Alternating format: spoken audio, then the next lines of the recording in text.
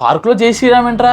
బజరంగ దళ్ అనే వర్డ్ నువ్వు ఎక్కడైనా రేప్స్ జరిగినప్పుడు లేదా ఎక్కడైనా ప్రాబ్లమ్స్ లో ఉన్నప్పుడు నువ్వు యూజ్ చేయాలి. ఇలా ఈ కపుల్స్ పార్క్ లో ఉన్నప్పుడు అది యూజ్ చేయడం కరెక్ట్ కాదు రే.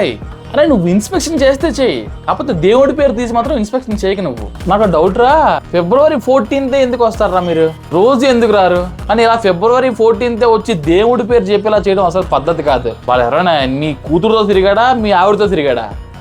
ఎవరితో తిరగలేదు కదా, ఆడు గర్ల్ ఫ్రెండ్ తో తిరుగుతున్నాడు.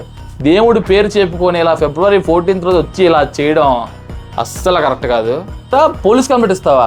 ఏమని పోలీస్ కంప్లైంట్ ఇస్తావరా? నీకు సెక్షన్ తెలుసా, బొక్క తెలుసా? ఏ లాలో అయినా ఎక్కడైనా కపుల్స్ పార్క్ లో తిరిగితే ఇలా కేసు అవుతుందని ఎక్కడైనా రాసుందా? నువ్వు ఈ వీడియో చేసి నువ్వు హైలైట్ అయిపోతావు అనుకుంటున్నావు. అయినా నీ వెనక 10 మంది బ్యాచ్ చూసావా, వాళ్ళు కూడా బిలో 18+.